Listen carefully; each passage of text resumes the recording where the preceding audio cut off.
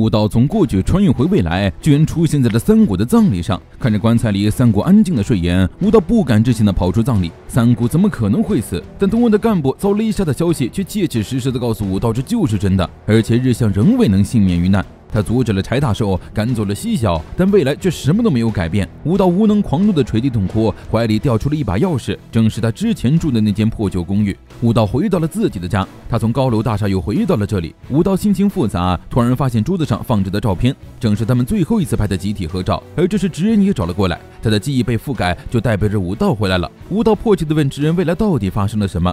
职人表示，这是有史以来最糟糕的未来，不仅他的姐姐日向没有获救，东莞的主要成员也全数遇害了。松野千冬被枪杀，柴八戒被烧死，三谷龙被勒毙，龙宫寺坚被砍死，愚公一伙、林田春树和其他成员也全都被杀害，甚至连西笑都死了。照片上的人无一幸免，而凶手至今未能落网。武道着急询问 Maki 的下落，却见职人拿出照片告诉他，现在作为连环杀人的凶犯正在遭受通缉的正是佐野万次郎。武道不相信 Maki 怎么可能做出这种事，职人也想找到 Maki 问清楚真相，而能做到这件事的只有武道，这是唯一一个没有遭毒手的东莞干部。职人问他有没有什么头绪，这次的穿越时空掌握到的情报中肯定藏着某些线索。武道在过去做的某件事让现在产生了巨变，武道有些生气，职人的意思是他搞砸了，他和同伴们把让东莞偏离正轨的两个毒瘤都摘除了，黑龙瓦解，西笑也被逐出东莞。照理来说一切都很顺利，难道他不应该对 Maki 说他一个人也能开创新时代吗？ Maki 居然成为了杀害东莞所有人的凶手。职人问武道照片是从哪里找的，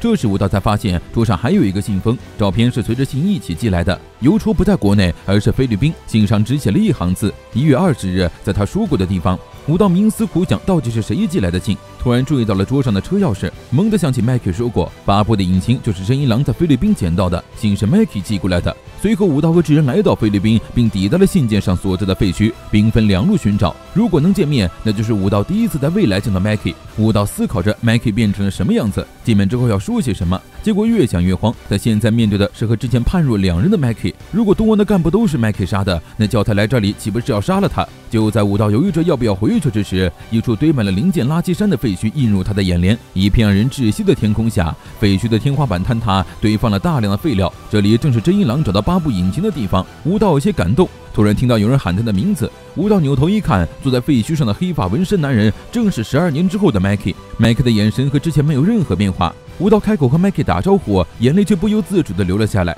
Maki 叫来武道是有事要拜托他。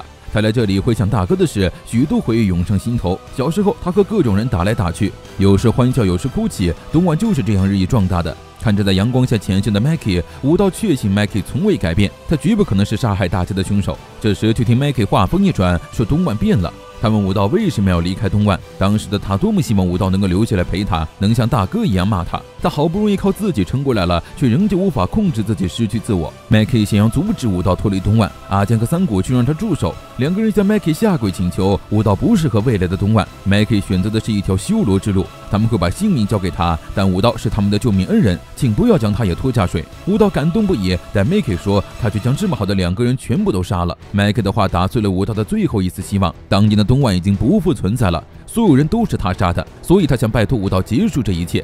Maki 将一把枪扔到武道脚下，让他杀了自己，在这里结束一切，终结他的梦想。武道傻眼儿，为什么刚见面就让他杀死自己？他只想见 Maki 一面呀。Maki 提起巴基在临死前也说过这种话，真想和武道与大家最后再聚一起吵闹一次。Maki 仰头望着天空，梦想真的很难实现。东莞原本是朝着开创不良少年的目标前进的，却不知不觉成了现在这样。他第一次杀人的时候没有任何感觉，并发现世上的大多难题都可以靠杀人解决，遇到碍事的人杀掉就行了。武道听不下去了，他冲上去晃着 Maki 的肩膀，他看眼神就知道 Maki 和当年没有任何变化，所以拜托他不要说出杀死谁的那种话。Maki 突然暴起，将武道一把摁在地上，让他闭嘴。看着武道澄澈的眼神， Maki 突然想起千冬临死的遗言，他说武道总有一天会来找他，到时候武道还会和以前一样，仿佛穿越了时空出现在他面前，请他好好看看武道的眼睛，因为里面没有任何的谎言。Maki 用枪对着武道的脸，让他不要用那种眼神看着自己，把枪捡起来。如果武道不杀他，死的就是他自己。